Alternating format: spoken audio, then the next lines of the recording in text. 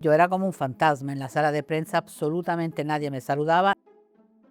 ¿Me podrías definir tú cómo has estado cerca de los papas? Juan Pablo II, Benedicto XVI, Papa Francisco, tú has podido estar cerca de ellos, los has entrevistado. Juan Pablo II yo creo que era un líder, era un hombre de acción, pero también era muy místico. Ibas viajando con un hombre que hacía la historia. Cuando fuimos la primera vez a Polonia en 79, en junio, y vimos la Plaza de la Constitución, 1 millón de polacos levantando una pequeña cruz, que eso en Polonia en esa época era impensable. Si podemos definir a Valentina Alarraqui, ha sido como un puente entre el Estado-Ciudad del Vaticano, entre los papas y México. No solo México, sino toda América Latina. Siempre está esa dimensión institucional que hay entre dos estados, pero luego están las personas que hacen que lo que pase en un lugar llegue al corazón de la gente que está, en este caso, al otro lado del charco, en otro continente, en México concretamente. Valentina, muchísimas gracias Igualmente, por estar aquí con gracias a ti. nosotros. Y bueno, es una gran suerte tenerte como periodista, como profesional que lleva tantos años aquí y además, porque tú tuviste que empezar en un momento en el que no era fácil, como mujer, mujer joven. ¿Cómo fue ese llegar aquí y de repente te encuentras que, pues en la sala de prensa, cómo fue la acogida de otros periodistas? Bueno, la acogida fue terrible porque en esos años yo tenía 20 años y solo éramos 2 mujeres. Paloma Gómez Borrero, que tenía 20 años más que yo y por lo tanto ya llevaba un rato aquí. Y cuando llegué yo era como un fantasma en la sala de prensa, absolutamente nadie me saludaba, eran todos hombres de mediana edad, porque los vaticanistas, bueno, eran, en esa época era como un punto de carrera ya importante, digamos. Y nada, lo bueno es que sí me acreditaron inmediatamente, lo que no sucedió en el Club de la Prensa Extranjera, que tardaron más de 2 años en acreditarme porque decían que era imposible que una mujer y joven fuera corresponsal de un medio, a pesar de que mi medio Televisa mandaba cartas, enviaba cartas diciendo que yo era la corresponsal. Y Y entre, bueno, hombres, mujeres, ¿cómo fue esa acogida? Porque también, también la a prensa ver, en la extranjera prensa había... ya había mujeres, había muchas más mujeres que en la Fuente del Vaticano. Al principio no lo noté, pero 10 años después de que fui aceptada, fui presidenta de ese club y los principales problemas los tuve con mujeres, como si no hubiese solidaridad entre las mujeres, que yo espero que esto haya cambiado con las nuevas generaciones, pero no sé, una relación mucho más complicada. Y en el Vaticano, la gran suerte que yo tuve fue que bueno, que yo estuve sobre todo, empecé de lleno en los cónclaves del 78. Entonces, inmediatamente después de la elección de Juan Pablo II, él decide ir a México. Y ese fue mi debut en el sentido de que también con los compañeros, hombres. En el avión era la única mujer, Paloma había ido por su cuenta en ese viaje, y claro, ellos llegaron a México y me vieron transmitir 20 horas al día. Entonces descubrieron todos que a pesar de ser joven y mujer, sí trabajaba. Ganaste, digamos Me que... gané un poco, pero por suerte, digamos, porque hubo esa primera visita y debo de decir que al volver al Vaticano, después de ese viaje, nunca más he vuelto a tener un problema. Bueno, además tú fuiste, me parece que has sido de las primeras que consiguió, como dicen aquí, el canutazo, no sé, ponerle el micrófono al Sí. Papa. ¿Cómo fue eso? Sí fui la primera, pero por inexperiencia total y sobre todo porque mi jefe en ese momento, Jacobo Zabludowski, 2 días antes de salir a México me dijo que tenía que entrevistar al Papa. Y yo no sabía nada, bueno, de verdad era muy novata y poco conocedora también del protocolo del Vaticano, pero sí sabía que los papas no daban entrevistas y que no podías poner un micrófono porque eso no existía. Pero bueno, la juventud, lo mexicano, que ya sabes que tenemos mucha imaginación, pues me fui la suerte. Siempre yo, la verdad sí me siento muy afortunada como persona. La suerte me ha ayudado. Y salíamos un jueves, el miércoles había audiencia general, era enero, por lo tanto era adentro, que también ayudó. Y yo me escondí detrás de unas plantas con un sombrero de charro, un pobre camarógrafo que cuando se dio cuenta de la situación, pálido, el micrófono y todo. Y claro, cuando bajó el Papa del automóvil, primero vi al prefecto de la Casa Pontificia, que era un monseñor francés, Jacques Martin, muy severo, del estilo Pablo VI. Cuando me vio medio salir del escondite con el sombrero, el micrófono, el pobre camarógrafo, me miró y dijo, ¿hasta dónde hemos llegado? Así con voz de telenovela dramática. Y yo dije, aquí ya me van a quitar hasta la credencial todo, pero luego me volteé hacia Juan Pablo II, que estaba con una gran sonrisa, como si viera a una medio loca pelirroja de 20 años en los jardines. Bueno, no jardín, jardín, Sí, pero sí, ahí, sí, sí. ahí fuera absolutamente normal. Y pues yo pensé, aquí el que manda es el polaco y no el francés, vámonos. Y entonces le puse el micrófono, En aquel momento efectivamente. es que ahora vemos a los papas un poco quizás más cercanos, pero en aquel momento era casi como No, una no, falta de no. respeto, ¿no? Bueno, claro, O podía, la imagen, imagínate una que se acerca con un sombrero, es que ahora casi nos puede parecer normal, pero pero en aquel no se momento ve, no, pero no, gracias a no, que no. Juan Pablo II entró en ese Es que, juego, pero claro, también él porque él era rompió así, él rompió, claro. Y bueno, mis jefes no me corrieron, lo cual fue ganancia, lo encontraron muy divertido, pero me dijeron, mañana en el avión lo entrevistas de a de veras. Y yo dije, ¿qué significa eso? Porque yo sabía por los compañeros que Pablo VI nunca contestó preguntas, él pasaba a saludar y era él que preguntaba a los medios, quién eres, cómo te llamas, para quién trabajas, de qué país eres, pero ellos al Papa no, ninguna pregunta. Lo que pasa es que luego de repente llega a nuestra cabina y yo siempre con esta idea de tener que obedecer a mi jefe, pues me paré y le hice una pregunta sobre su principal objetivo al ir a México, su ilusión, cuál era su principal ilusión, y él estuvo como pensando y luego me dijo que era Guadalupe.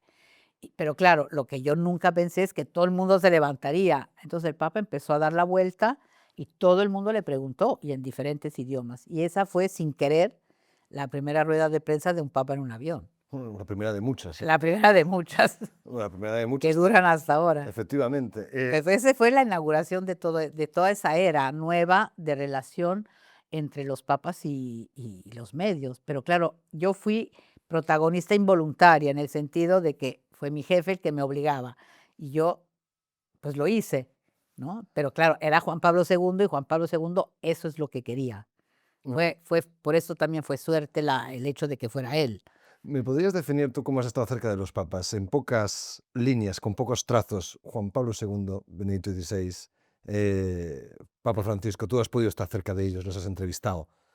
Mira, Juan Pablo II yo creo que era un, un líder con un carisma impresionante, pero también era la institución, el Papa, con ese carisma, pero al mismo tiempo una gran humanidad, muy, muy humano, muy cercano. eh, Era un hombre de acción, pero también era muy místico, tenía un misticismo impresionante. Cuando lo veías rezar a solas, y eso lo han dicho todos los testigos de la causa de beatificación, para todos fue una experiencia absolutamente única, verlo rezar. El Papa Benedicto XVI, yo pienso enseguida en su inteligencia impresionante, el hecho de que fuera obviamente un teólogo, pues, de los más altos teólogos del siglo pasado, el Papa, digamos, el rol institucional del Papa, la timidez. Creo que era un hombre muy bondadoso, tímido, y eso obviamente no le ayudaba en su relación con los medios, porque aparte él fue elegido de 79 años y Juan Pablo de 59. Entonces, 58 y 78 creo que es un año, no me acuerdo bien. No, Juan Pablo 58 seguro y creo que Cárdenas Ratzinger Una gran 78. Sí, diferencia de sí, edad, de todas claro, 20 formas. años, exactamente 20 años, 78. Y más este carácter mucho más tímido, con una experiencia pastoral obviamente muy, muy poquita en Alemania, todo un hombre que toda la vida estuvo entre libros, escribiendo, leyendo, ¿no? Entonces, eso obviamente hacía que le faltara esa parte pastoral que estaba presente en Juan Pablo II, también. Y el Papa Francisco, bueno, cuando llegó al pontificado, para mí fue como que se destapara una olla de presión, porque claro, veníamos de un pontificado con el Papa Benedicto XVI, en los que además yo creo que tenemos que muchos periodistas deberíamos de hacer un examen de conciencia y autocrítica, porque fue difícil. Obviamente el que viniera después de Juan Pablo II iba a ser muy complicado y aparte él traía consigo toda una serie de prejuicios que habían empezado cuando él era el prefecto de la Congregación para la Doctrina de la Fe. Entonces parecía que él fuera el malo de la película con Juan Pablo II en esos 20 años de colaboración. En realidad, todo lo decidieron juntos, solo que Juan Pablo II tenía la capacidad de transformar un no, un documento serio, fuerte, un no, en algo que lograba hacerlo pasar con un gesto. El Papa Benedicto no, le faltaba el gesto para hacer fluir un Efectivamente. mensaje, ¿no? Entonces, y luego le tocan todos los escándalos, muchos escándalos de abuso que no eran de su directa responsabilidad, que se habían generado decenios antes, pero caen sobre todo al final de Juan Pablo II y sobre todo a él. En- Y yo considero varios errores que podemos decir de comunicación que ocasionaron crisis. Sí, Entonces, así. yo creo que el Papa Benedicto XVI era noticia muchas veces en negativo, más que en positivo.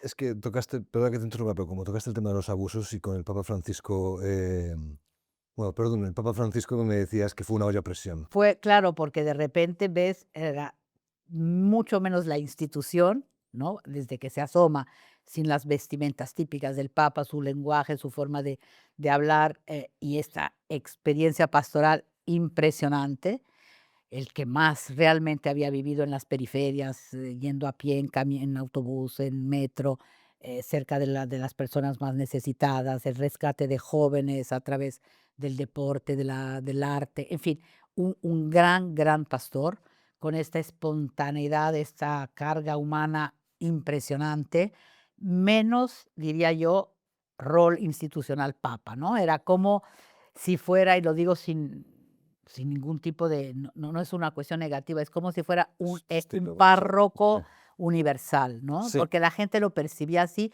pero porque él quiso bajarse un poco del pedestal, sí, yendo a Santa Marta con su vestimenta, con un coche pequeñito, sin zapatos rojos, en fin, símbolos que él quería dar, eran mensajes que él daba para que la gente lo percibiera como alguien mucho más cercano de lo que antes se percibía un papa. Y lo logró sí, yo creo que completamente. sí. Y claro, el Papa León es todavía un poco prematuro porque llevamos pocos meses observándolo, lo conocemos, todavía no lo conocemos, solo hizo un viaje con nosotros y bueno, nosotros con él, sería me asusto decir, y, pero lo que yo veo, bueno, en cuanto apareció, porque claro, cuando aparecen en el balcón es ya un primer mensaje, ¿no? Y yo tenía una curiosidad enorme, más que por el nombre del sucesor del Papa Francisco, yo me preguntaba, ¿qué hará en cuanto salga al balcón? ¿Cómo irá vestido? Que eso ya, ¿cómo, qué le va a decir a la gente? ¿Qué tipo de empatía, qué tipo de lenguaje tendrá? 3, ¿a qué coche se subirá bajando al patio de San Damaso? 4, ¿a dónde se irá?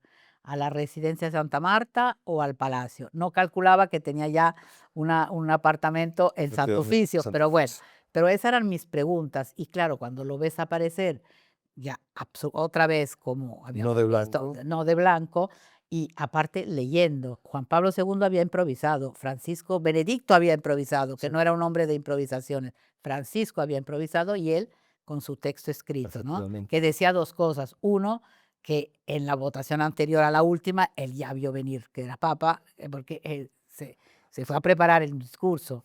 Entonces eso ya era un dato también, ¿no? Sí, Y el otro dato es que, claro, que es un hombre que luego supimos muy organizado, muy racional, pero al mismo tiempo nos sorprendió al improvisar por primera vez en una aparición en el balcón en español, cuando saludó a la diócesis de Chiclayo y todo el mundo pensó que decía Chicago. Y Chiclayo, porque la verdad es que no lo habíamos oído. sí, Bueno, sí. yo personalmente no lo conocía. No, Y claro, entonces mucha gente tantos, dijo, ah, Chicago, claro, es de Chicago. Y no, era efectivamente. Chiclayo. Y lo dijo con un ímpetu, ¿no? También esta cosa en español muy bonita. Sí, Y bueno, ya luego vimos las decisiones que ha tomado. Un hombre también muy libre, porque claro, venir después del Papa Francisco y tener el valor de decir, yo me vuelvo a poner las vestimentas, me voy a mi apartamento, me subo a un coche más grande, regreso a sí, Castel Gandolfo y me iré a Palacio Pontificio Apostólico, cuando apostólico cuando esté listo, porque las efectivamente. obras están durando mucho. Entonces, un hombre también muy firme, muy libre, Sí, pienso. Y seguramente, por lo que sabemos de su biografía y lo poco de estos meses, un hombre con una capacidad de escucha muy importante, muy interesante, un bagaje pastoral importante, un hombre que ya viajó por el mundo como responsable pues, de los agustinos, iba viajando por el mundo, también hombre de gobierno, porque tenía que pues, sí, resolver muchos temas con ellos, y esta experiencia pastoral en Perú, 2 veces en su vida, larga, y bueno, el hecho de que sea estadounidense en el sentido de que también tiene parecería ser una mente muy estructurada, ¿no? Esta es mi Sí, sí, sí. primera impresión, digamos, Sí, entre los 4, ¿no? efectivamente, no, me parece Que es bastante magnífico. A mí estructurado. me fascina esta idea de haber podido ver estos 4 grandes papas, sobre todo porque cada uno tiene su propio carisma, su razón de ser en ese momento para la Iglesia, para el mundo, Sí. y es fascinante, ¿no? Ver cómo cada uno de ellos trae al pontificado lo que fue, ¿Tú crees porque que, a pesar de las críticas que recibió Francisco, si volviéramos al 2013, la gente lo hubiera votado igual, los cardenales? buena pregunta. No, Por esto que dices de qué eh, papas se necesita en cada ya, momento. sí, lo que ahí hay un pequeño detalle que a mí me ha desconcertado siempre un poco, es que escuché en su momento a varios cardenales considerados conservadores que lo votaron pensando que él fuera un papa iba a ser un papa Bueno, conservador, porque en Argentina, en realidad, sobre temas efectivamente. muy específicos, tipo matrimonio igualitario, ¿no? Entre parejas del mismo sexo, Sí, en sí, fin, era un hombre que en realidad siempre se había pronunciado de una forma muy institucional, sí. siguiendo la Sí, doctrina. todos muchos dicen que Y cambió. exactamente, por eso no tengo la certeza de decirte, El- igual los cardenales lo volverían a votar. A lo mejor los que se sintieron decepcionados porque lo votaron pensando que era conservador, no lo volverían a votar, porque luego se sintieron sí, como que era un papa que ellos no conocían, sí. no previeron ese cambio No, sobre las temas. personas pueden cambiar Igual efectivamente. algunos, O- vamos a poner, progresistas que no lo votaron, lo votarían. ¿Me entiendes sí, lo que por totalmente. eso no sabría yo. O no sé si es que al ser elegido pues sacó de Claro. dentro algo que llevaba. Pero una de las cosas que hizo el Papa, que te quería comentar, también por el tema de ser puente, fuiste puente entre los papas y México, pero yo creo que también en 2019, cuando el Papa hizo esta convocatoria tan particular, que creo que nunca antes se había visto, todos los representantes de Presidentes todas las de los, conferencias sí. episcopales del mundo venir a Roma, al Vaticano, para hablar de abusos, y tú fuiste una de las personas que el Papa quiso que hablara ante ellos. Puente entre el mundo de la comunicación, el mundo, vamos a decirlo así, y la jerarquía. Que les contaste tu experiencia o lo que tú pensabas, mejor dicho, ¿no? O sea, como madre, como mujer, eh, ¿recibiste, crees que hubo obispos a los que no les gustó? Estoy segura, segurísima. Primero porque me di cuenta, a ver, había algunas mujeres, ¿no? Pero prácticamente eran todos hombres. Los presidentes de las conferencias episcopales de todo el mundo, había cardenales de la curia. En fin, yo miraba, aquí estaba a la derecha el Papa Francisco, pero enfrente eran básicamente todos hombres.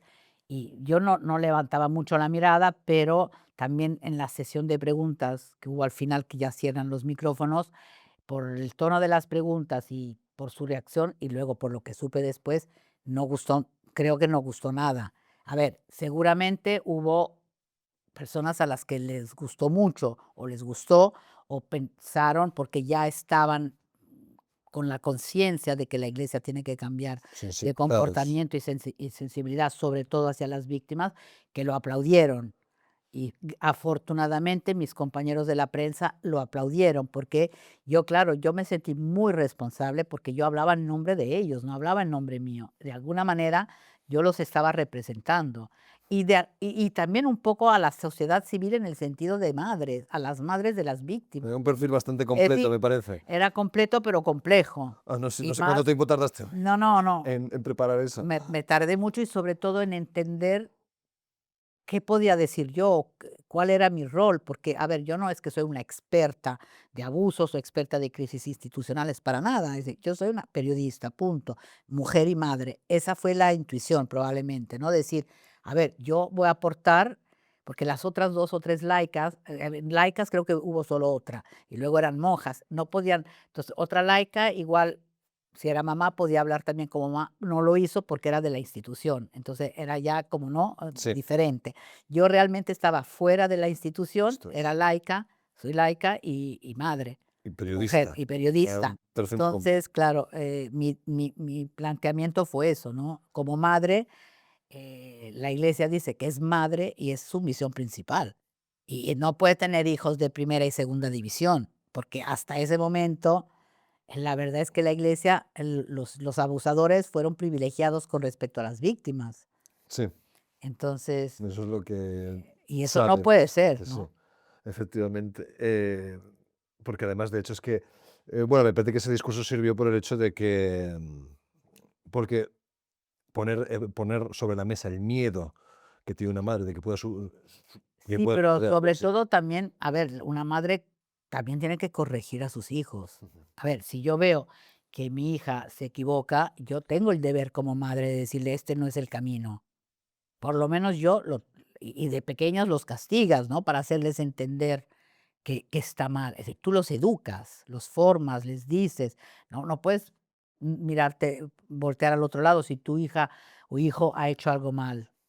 Efectivamente. ¿No? Entonces, era eso, y bueno, como periodista, obviamente, dar a entender que la gente, ¿por qué la iglesia ha sufrido esta crisis de credibilidad? Porque obviamente la gente siente una desconfianza inmensa hacia el encubrimiento, hacia el silencio. Es decir, la iglesia paga un precio muy superior con su silencio que si saliera ella en forma proactiva a ser la que denuncia. Y siempre la iglesia llegaba tarde en respuesta a los periodistas, hasta el grado que durante años se dijo que los escándalos eran culpa de la prensa, que era la prensa amarillista, como si la prensa fuera la responsable. Y yo le dije ahí, a ver, en la prensa hay de todo y lo sabemos, pero la culpa no es de la prensa, la culpa es de los que cometió esos delitos, que son delitos. Y tienen que entender que es un delito el que comete el abuso, pero también es su cómplice el que lo encubre, porque estás permitiendo que ese abusador se cambie de parroquia, de lugar, y va a seguir cometiendo crímenes, delitos. Entonces, tú que has encubierto eres cómplice. Mm, Pues efectivamente. es que sí. Y además, bueno, no sé, como mujer también, ¿tú has percibido machismo dentro de la Iglesia, dentro del Vaticano? A ver, sí, es un mundo de hombres. A ver, gracias al Papa Francisco ahora vemos a mujeres en puestos importantes. Em, por lo tanto, eso ha habido seguramente una evolución en ese sentido. Pero a ver, las grandes decisiones y eso es un mundo de hombres. Y te puedes llevar bien con ellos y te respetan. Digamos, yo de verdad puedo decir que no he vuelto a tener ningún problema, ni he visto ninguna actitud, pero te das cuenta que es un mundo de hombres y que Efectivamente. es eso, es que la verdad es, a pesar de que afortunadamente ahora hay mujeres en puestos importantes. Y hablando, me permitirás si te puedo preguntar por el ámbito personal, pero antes que citaste también a tu hija, ¿cómo haces como periodista para conciliar trabajo y trabajo y familia? En el sentido de que yo me acuerdo que había visto una entrevista tuya que decías que el hecho de poder trabajar en casa te salvó la vida. O sea, es tan importante, fue tan importante el hecho de conseguir trabajar en casa para mantener, porque hoy es un día creo que es una de las grandes cuestiones que creo que todas las familias tienen sobre la Ahora, mesa, ¿no? exacto. Yo tuve mucha suerte, una, porque obviamente mis jefes estaban muy lejos y lo importante era que mis crónicas llegaran a tal hora, ¿no?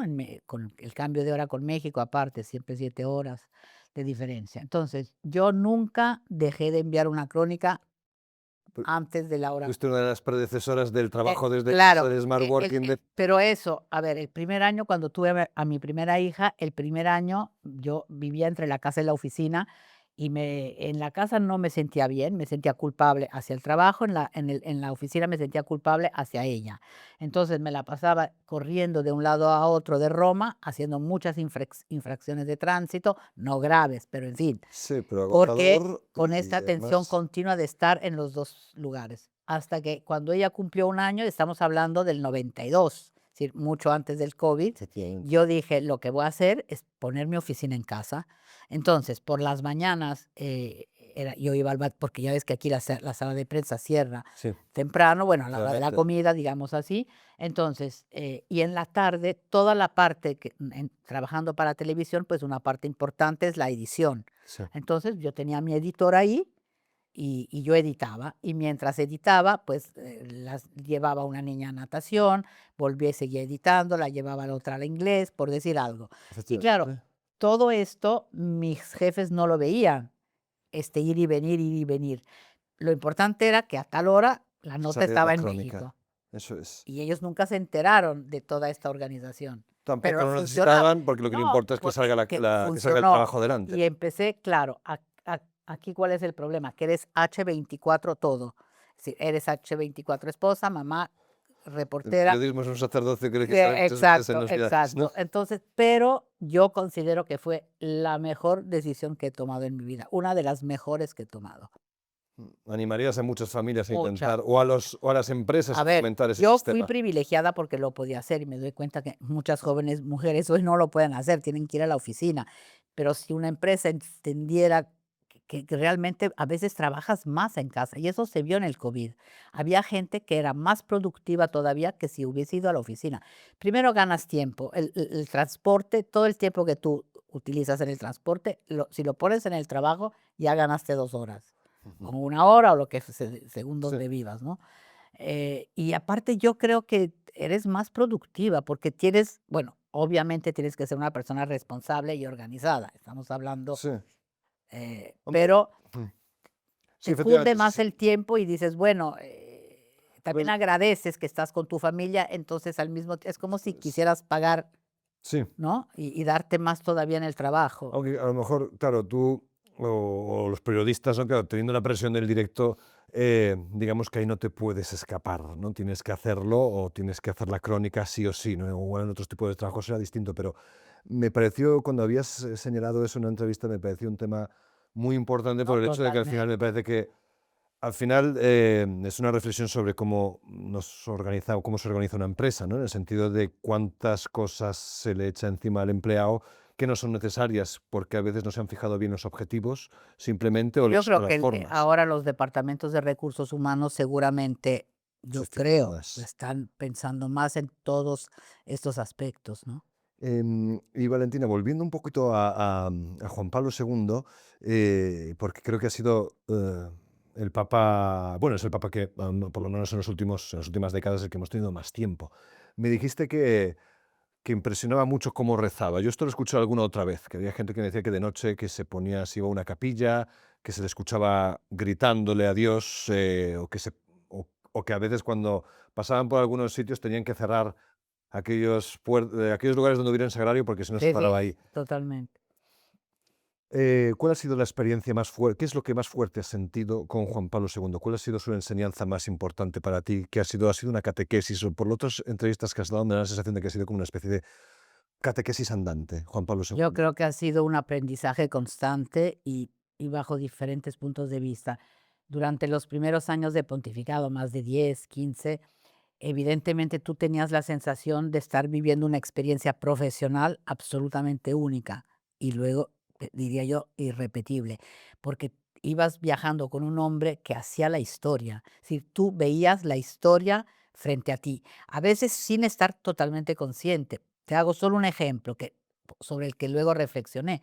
Cuando fuimos la primera vez a Polonia en 79, en junio, y vimos la Plaza de la Constitución, 1 millón de polacos levantando una pequeña cruz, que eso en Polonia en esa época era impensable, vivían la fe en catacumbas, digamos, hablando, no físicas, pero era así, y no había libertad de religión, de expresión. Y Juan Pablo diciendo sencillamente que el Espíritu Santo pueda sobrevolar la sociedad, sobre la sociedad polaca, ahí nosotros, claro, nos dimos cuenta que era algo impactante. Pero cuando cae el muro de Berlín 10 años más tarde, exactamente 10 años más tarde, yo pensé, es que la primera piedra de ese muro la vimos caer ese día en Polonia, ¿me entiendes? Entonces, claro, viajar con él era, Fue un buen titular. no, a ver, bueno, es mi impresión. Sí, sí, sí. Entonces, y así muchas otras cosas. Entonces, claro, una fase yo diría que era la conciencia a nivel profesional, periodístico, de decir, no me podría haber tocado una experiencia mejor que esta. Y luego, mucho más, incluso más importante que esta primera, yo diría toda la última parte de su pontificado, porque nosotros fuimos testigos, así como de que iba haciendo historia, derribando muros, haciendo puentes, y tejiendo toda una trama de relaciones, vimos un Vía Crucis en vida. Y en esa segunda parte fue cuando yo realmente empecé a pensar, estamos siguiendo a un santo. No lo pensé en la primera fase porque ahí era el líder carismático, impetuoso, ¿no? Que iba así como cruzado por el mundo. Pero la última parte se volvió una persona discapacitada en una silla de ruedas. Y lo que más impresionaba, aparte de esta fortaleza impresionante, era que siguiera dándole fuerza y esperanza a la gente. El último viaje fue a Lourdes en el verano del 2004 y la gente, los enfermos que estaban ahí estaban menos enfermos que él y nos decían, es que nos da fuerza, nos transmite fuerza. Entonces, esa para mí, digamos, fue la gran lección y para mí fue lo más importante a nivel también humano, espiritual que me ha tocado vivir. Yo te diría que es esa parte. Y una curiosidad, porque yo me acuerdo cuando empezamos a seguir a Francisco, pues vimos que era un hombre muy activo, pero luego pensando en los viajes de Juan Pablo II eran mucho más duros, ¿o no? Mucho más duros, más largos, muchos más discursos, más encuentros, más todo. Era un huracán. ¿No hubo Sí. alguna vez, es que no me acuerdo, no sé si fue, me contó, no sé si que una vez que hubo problemas, hubo que Aterrizar aterrizar, no sé dónde, en como en, Sudáfrica. en una gasolinera, no me acuerdo cómo había sido. No, bueno, hubo un problema en África que tuvimos que prácticamente aterrizar en Sudáfrica cuando todavía había el apartheid y Juan Pablo II no quería ir a Sudáfrica. Pero otra, pero ya es mucho más anecdótica, volvimos de la India en tren a Roma, te lo digo así, pero bueno, ¿qué pasó? No había- Que prácticamente teníamos que aterrizar en Roma, había nieve, empezamos a ir de un sobrevolando Roma, de Fiumicino a Ciampino, y nada, hasta que nos llevaron a Nápoles. Y en Nápoles despertaron al prefecto diciendo, está aterrizando el avión del Papa. Y pensaron que era broma, porque era el día de las bromas, que no me acuerdo 1 de cuándo. abril me parece que Sí, sí, ¿no? el pesce de abril, exactamente. Aquí es el 1 de abril, porque en México es diferente. Era el pesce de abril. Y este dijo, sí, sí, el Papa, y colgó y se volvió a dormir. No me puedo- Bueno, al final aterrizamos en Nápoles y nos llevaron a Roma en tren. Y yo bajé en la estación de Trastevere vestida de verano, claro, de la India, con las mantas de la Air India, creo que era al regreso, tratando de encontrar un taxi con la nieve en Roma, pero y claro, la espectacular. gente que tenía que tomar el tren, todas estaban paradas, digamos, ya ese tren lo suspendieron Sí. y había mucha seguridad en las estaciones de aquí, de Nápoles a Roma y todo, y la gente, claro, decía, ¿y qué estará pasando? Ni que ci fosse el Papa, ni que el Papa estuviera allá adentro, ¿sabes? Típica expresión romana, bueno, Efectivamente, sí, sí, sí que se dice. y claro, el Papa estaba allá adentro. Efectivamente. Oye, pues Valentina, pues muchísimas gracias por este tiempo que nos has dedicado, en el que hemos hablado de tantas cosas. Y yo quería animaros a todos vosotros a a seguirnos, porque vamos a seguir publicando otras entrevistas aquí en Beyond Saint, donde podremos hablar de muchos otros temas relacionados con la Iglesia Católica y del que seguiremos compartiendo todos sus contenidos. Muchas gracias.